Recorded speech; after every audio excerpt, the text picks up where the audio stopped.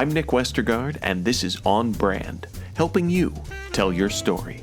My guest this week is Jenny Stiven. What you learned were the mechanics, or you learned the creativity, or you learned the structure, the process, or the business side, marketing. But you weren't necessarily taught how important it was to pay attention to who your audience is and that they are sustainable. Jenny Stiven created Clio Consulting in 2004 to act as an inside digital marketing resource for entertainment companies.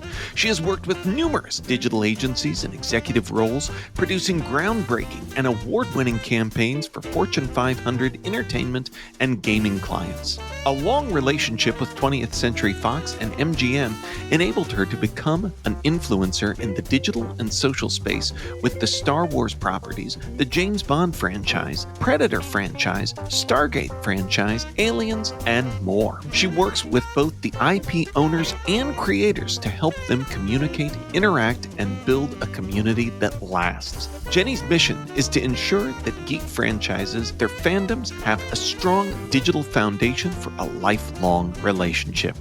My interview with Jenny Stiven is coming right up. But first... As a person with a very deep voice, I'm hired all the time for advertising campaigns. But a deep voice doesn't sell B2B, and advertising on the wrong platform doesn't sell B2B either. That's why if you're a B2B marketer, you should use LinkedIn ads. LinkedIn has the targeting capabilities to help you reach the world's largest professional audience. That's right, over 70 million decision makers all in one place. All the big wigs, then medium wigs, also small wigs who are on the path to becoming big wigs. Okay, that's enough about wigs. LinkedIn ads allows you to focus on getting your B2B message to the right people. So, does that mean you should use ads on LinkedIn instead of hiring me, the man with the deepest voice in the world? Yes. Yes, it does. Get started today and see why LinkedIn is the place to be to be. We'll even give you a $100 credit on your next campaign. Go to linkedin.com/MPN to claim your credit. That's linkedin.com/MPN. Terms and conditions apply. You may know you're listening to this show along the Marketing Podcast Network, but did you know there are other great shows on MPN to help your business? Christy Heiler hosts a fantastic podcast called Own It. Christy, tell us more about the show. Own It is all about celebrating women and non-binary advertising agency owners. We talk about buying out of the Boys Club of Advertising because less than 1% of ad agencies are owned by women. And where can people subscribe? You can find the podcast at untilyouownit.com. We're also on the Marketing Podcast Network at marketingpodcast.net. And of course, you can subscribe wherever you get your podcasts. You heard her. Go subscribe.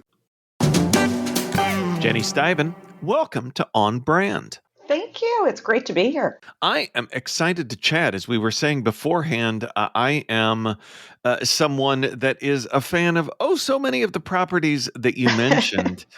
And, you kind of hit the nail on the head of, I think of those franchises, those fandoms, really from a perspective of community. And I think, I talk in my book Brand Now about how Star Trek was really the first brand community that I was a part of. And I would have to think that there's something of a double-edged sword of these properties that have communities, and how do you nurture them, but in a way that seems authentic? Yes. Yeah. It isn't easy. I think the best way that I can boil it down is that I try to tell the IP owners to think of every single solitary franchise that we work on together as a genuinely fans right in front of you community. If that fan was standing right in front of you, how would you want to communicate with them about this new aspect in the franchise, or that you want to have them go back and watch something again? How would you talk to them? And it's a bit of a drumbeat that I do, but spend the time. Do not treat this, and unfortunately, a lot of studios do windowing, which I'm sure you know what that is, but for your audience. Let's define it for folks. Yeah, exactly. So anytime a new series, book, comic, or film comes out, there's called a campaign window for marketing. And that will be anywhere from 3 months prior to 6 weeks after the release or launch of that new content. The problem is that the traditional media only does that window.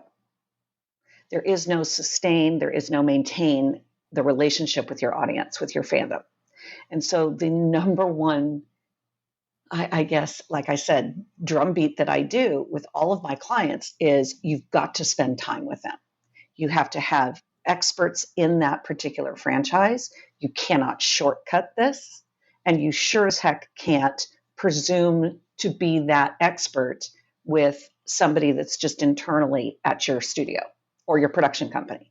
And I've learned that the hard way over 25 years of doing this, that as a fan myself, as a huge geek myself, the best way to do this is ask yourself as a fan, what would you love to see or hear or do from these, I guess, content IP owners?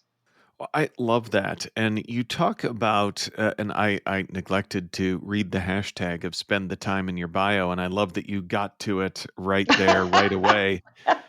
Anyways, very, very on brand yourself. But when we talk about that time, I love that idea that, and I especially think that there's parallels, beyond entertainment brands to windowing of thinking of what this campaign, time frame or window Yes. is.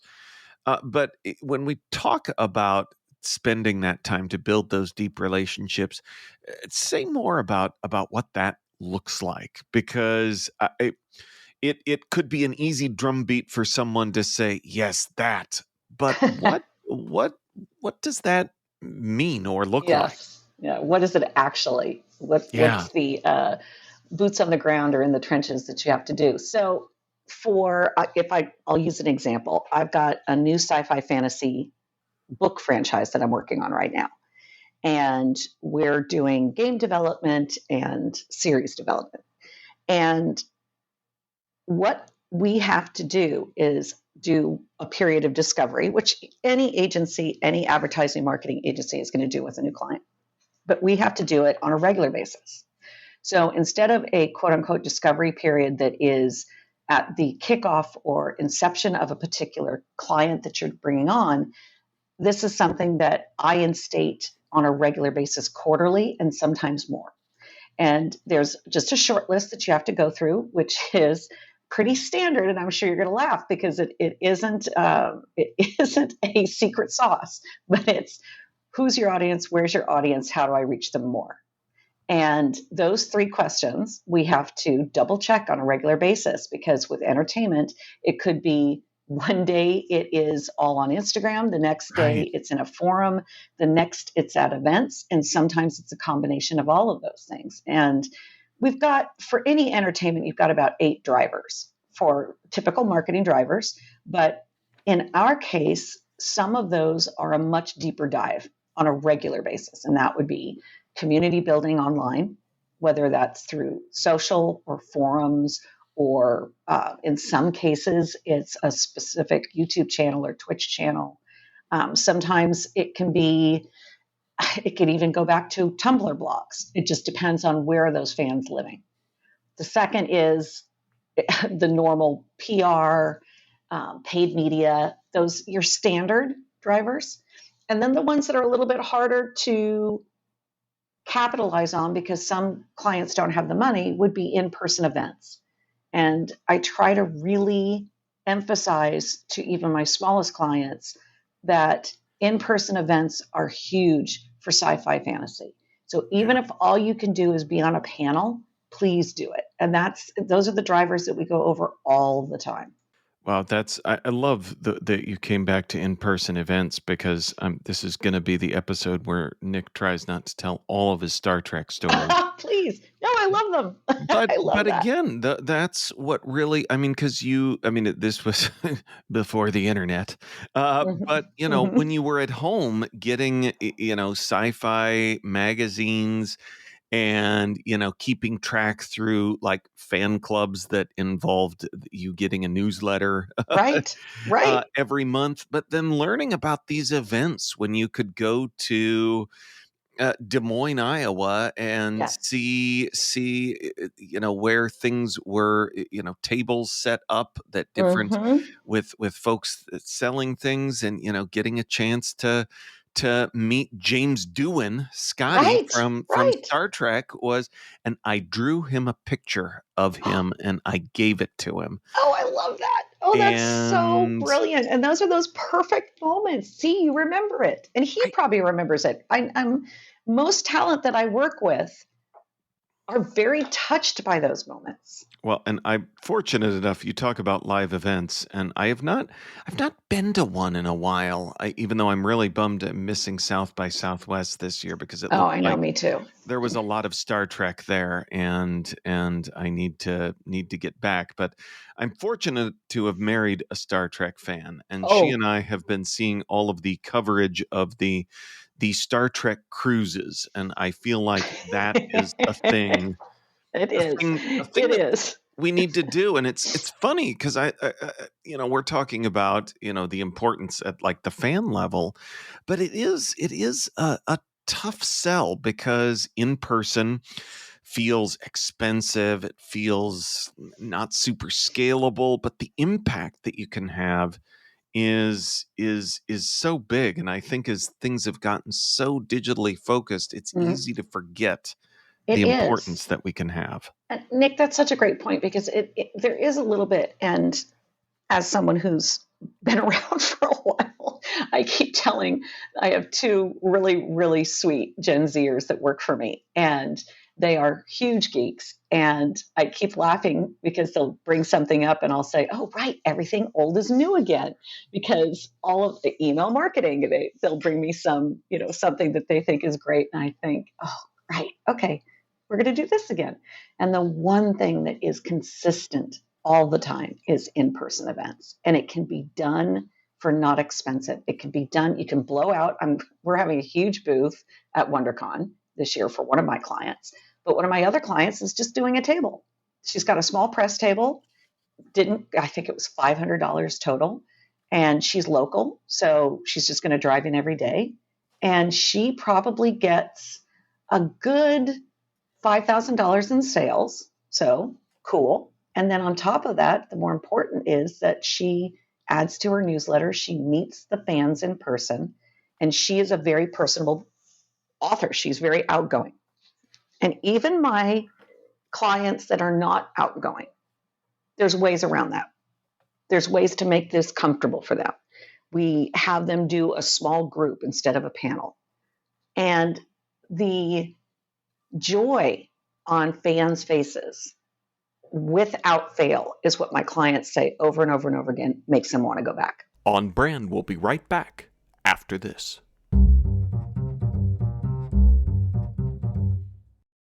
Now, back to the show. I love that joy that you're talking about and seeing fans' faces, but I also think from the marketer's standpoint too, that often, when you can get out there and actually see people, talk to people, hear what Oh, they're saying and how they're saying it, it helps to answer those, who are your people, where are they at, and right? I'm getting them It's, wrong, but we can answer them better it's amazing. instead of just guessing. I know it does not sound like rocket science to say, go out and talk to them.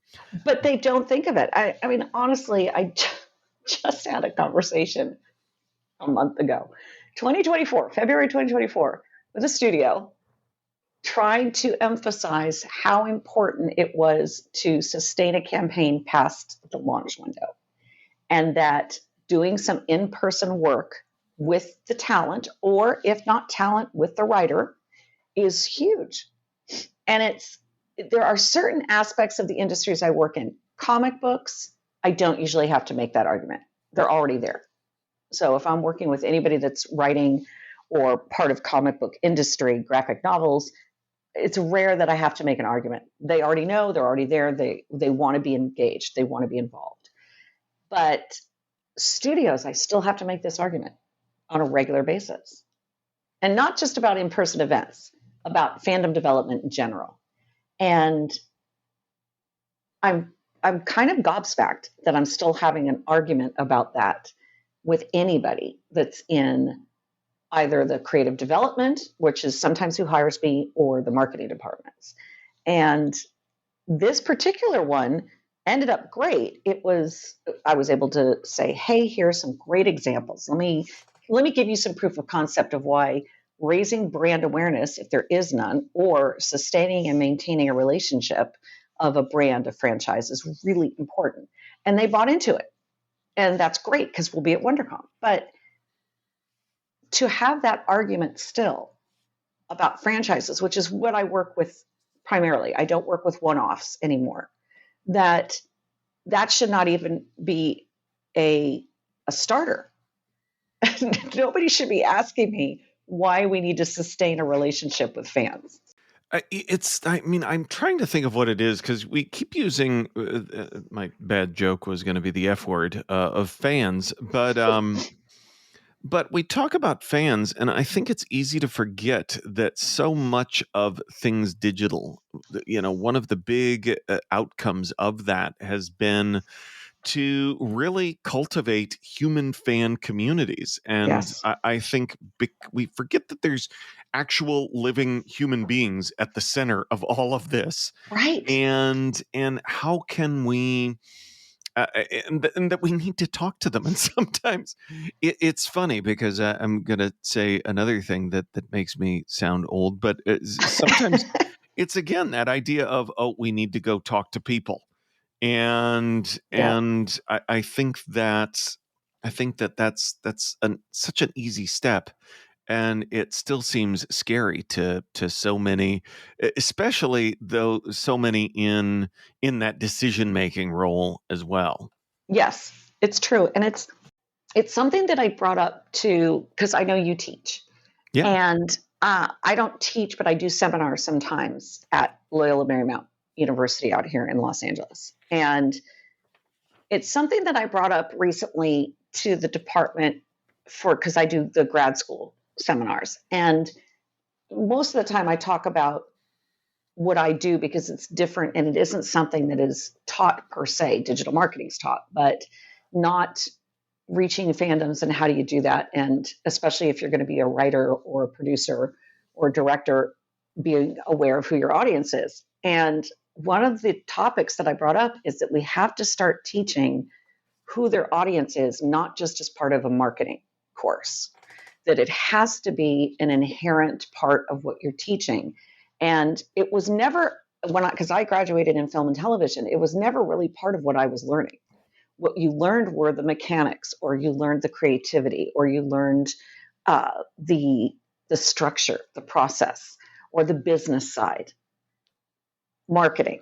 But you weren't necessarily taught how important it was to pay attention to who your audience is and that they are sustainable. And it is no different than any other product. And that is one downside to entertainment. They don't want to be compared to other brands.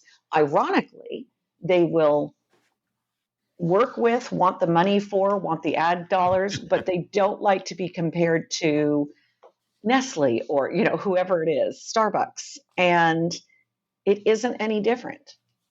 It is as you just said, a real live human being who has feelings. And when it comes to their geek, sci-fi, fantasy properties, they are deep feelings, which we all know, but it kind of gets lost in the process. And you have to keep bringing it up saying, hey, let's take a beat. Let's take a moment. We need to really pay attention to, has our audience changed? Is there something different about how they're interacting with our content? And that's why I said that is something that we do every 3 months. So you talked about the feelings being deep, and I will first say that this is not necessarily a statement that either of us, either Jenny or Nick, are saying, but rather it's a funny thing. It's a funny joke that I'm putting a lot of caveats in front of this, but my also geeky fan friend Zeb Walls, she said when we were talking about Star Trek, that she said that no one hates Star Trek more than Star Trek fans, and no one hates the world more than Star Wars fans. I know. And It's we so had a true. good laugh on it. But I thought of that because, it's important to note, like you said, these are deep feelings. And these can be tricky waters to navigate. How do you work with IP owners, with franchises, with Right. all the different parts of this?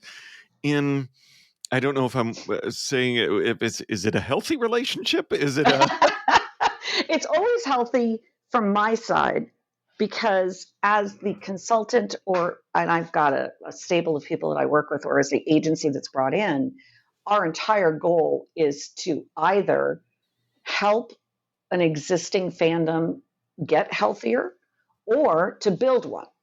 And a lot of what we do is taking that beat, looking at where the super enthusiastic, passionate people that still love that franchise, or alternatively, people who we think would be a great audience for this new franchise.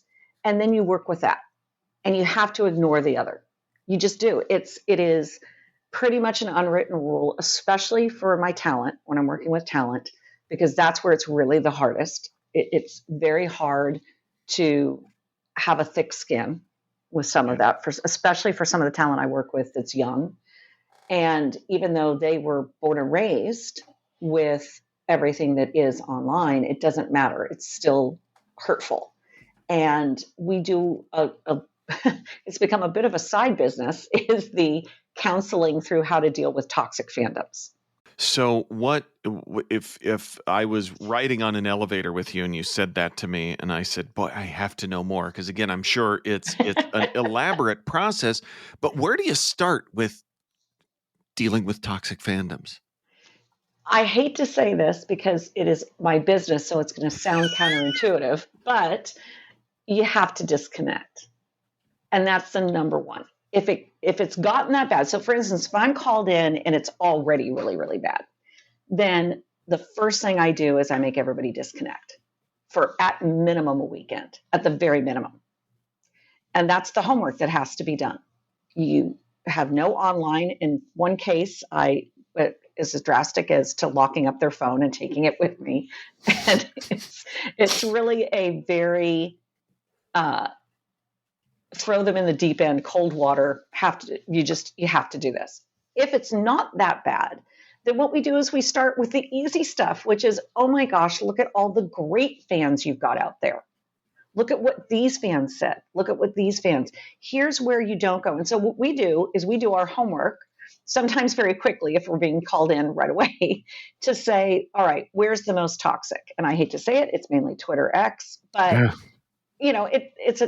it's a dumpster fire. But I will say that there are entire quote unquote gated communities. And I don't mean that in the sense that they're being gatekeeping, but these very insular communities in sci-fi fantasy on Twitter X that are still very positive. And there's just so many other places that you can go, though. TikTok, for all its back and forth and whatever's going to happen with the current congressional bills, it can be a very safe place. And so that's what I try to do is I say, hey, this is how you find safe places online. And if you just don't want to be bothered with this as the studio, the marketing exec, the talent, the creative, the director, the writer, then you get a PA that handles it for you, who loves your content. And those are the three things we go through. It's detox, here's where the positive is, and get somebody to help you. Those are great tips right there. That was a very productive elevator ride that you just took us on. It was a 3-minute elevator ride at least, but cool. So, as I said at the beginning, I love so many of the franchises that you've spent your career working with, and really building the fan communities that I count myself as a part of. Do you have a favorite? I'm letting myself do this as we start to wrap things up. Do you have, I'm not going to ask you if you have a favorite. I bet that's what it sounded like at the beginning. I'm Yes. not going to ask you to pick. That would just be cruel. But what I was going to ask for a favorite of is there a favorite story of working with one of these franchises that you love to tell folks like me on the outside looking in, fan Absolutely. with their face pressed against the window? Absolutely. So I've worked probably the longest on Stargate franchise. I started working on Stargate in 2001, followed it all the way through its cancellation across the 3 shows to 2011. And then I was asked to come back in from 2015 through 2020 to do a bit of a kind of a rebirth of the franchise before it got sold to Amazon. And one of my favorite stories is we're in Chicago at C2E2, the geek convention in Chicago. And we brought a Stargate and we brought a ton of talent from the original SG-1 in Atlantis. And we created a little, like a lounge where people could hang out with the stars as, you didn't have to be a VIP, because that's the other thing, is that going back to the gatekeeping, it's not about only certain stars or certain fans get to be with the stars. So we had this lounge and it was great. And there were all kinds of people hanging out. And this young woman, and this is 2019, so she's probably only 25 now, comes up and says to me, is there any way that I can talk to Amanda Tapping? I said, yeah, of course, she's going to be here. This is where you get to hang out. And I said, why? Are you okay? Is everything all right? And she said, I grew up with Stargate because my mom and my dad both watched it. And I decided to become an astrophysicist because of her character on Stargate. And I'm saying this right now and I'm still getting chills. Oh. And this was the sweetest young woman. And she was at MIT and she had flown out to go to C2E2 to see Amanda, to meet her. And we got to sit down for her. And Amanda starts crying at one point, talking to this young woman, and probably talked for a half an hour, just the two of them in a corner on a couch. And all I know is that I love being the coordinator of that. And Amanda remembers that. And that young woman went into this career because of her fandom of a show connected to her parents. And that just blew me away. And I've been doing this for 20 years. And that was just 2019 that blew me away. That's like 5 intersecting cool stories. That was amazing. And again, yeah, chills through the internet right here. So Jenny, what is a brand that has made you smile recently? So there's 2. I'm so sorry. I know. I listen and I love your podcast, and I know there's a couple people we all say the same thing. It's hard to narrow it down, but one that just gave me chills was the Orange France. Orange is a telecom company in France, and they used AI to make a Les Bleus soccer team ad. And I think it ran during the Super Bowl. I don't know. A friend had shown it to me first. And you think it's these amazing clips put together of the Les Bleus men's team, national soccer team. And right after about a full minute of gorgeous Mbappe, all these goals that are being made, it goes black and it says, that wasn't really what you thought it was. We used AI. And then they literally do a rewind and they redo it. And it's the Les Bleus women's team that you had just seen. And they had put Mbappe's face or Greitzman's face over the women. And I just was blown away. And I had the biggest grin at the end of that.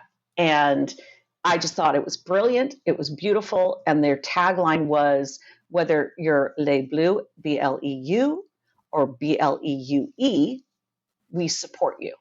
And it's like I wanted to smile and cry at the same time. I'm a huge soccer fan. That's amazing. It was beautiful and it was brilliant. And Orange is one of the major sponsors of the France national soccer team. So that one was, oh my gosh, I wish I'd been a part of that. That was amazing. I would have been a fly just on when they were shooting it. That would have been amazing.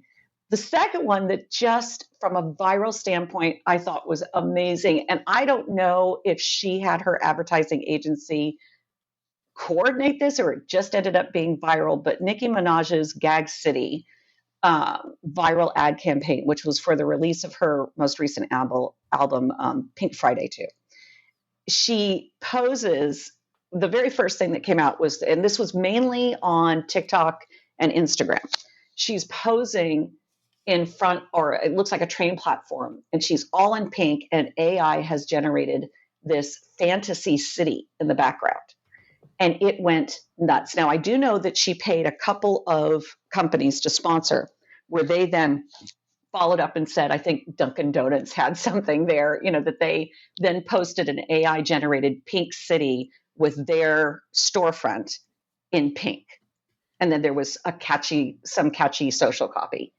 It went nuts. I mean, last time I looked at it, one of them had 10 million views. It was crazy. And her fans, she calls them the Barbs, they created amazing AI pink cities. And it's called Gag City. So it's the LGBTQIA idiom, meaning this is going to blow you away. This is, Gag City is the coolest city I've ever seen in my life. That's when you use the word gag now. And it was brilliant. And I don't know how much of her agency did that, got people to do it, or if it was just her fan base. But to me, that was the perfect example of a fan base taking something about their IP owner and just making it so much fun for everybody. And the inclusiveness was crazy. The creativity was insane. And brands online like Calm App, who has a brilliant social media manager, they went nuts. They did such great creative inputs for this on their own. Those I know they did it on their own. I love it. Great examples. And again, on brand with what we've been talking about. Jenny, where can folks go to learn more about who you are and what you do? Primarily, I'm on LinkedIn. I'm at Jenny Stiven on LinkedIn. I answer all emails or direct messages on LinkedIn. You can always reach me via there or on Instagram. And I'm at JS Stiven on Instagram and Threads. And I spend a lot of time with fans and I answer all DMs. Awesome. Well, we will link up to all of that in our show notes, which folks can always find at onbrandpodcast.com. Jenny Stiven, thanks for being on brand with us. It was absolutely fun. Thank you so much for having me. On Brand is part of the Marketing Podcast Network. If you like what you're hearing, if we've made you smile, you can always listen free on Spotify, Apple Podcasts, or whatever your favorite platform may be. And please take a moment and rate and review the podcast to help others find the show. Until next week, I'm Nick Westergaard, and I'll see you on the internet.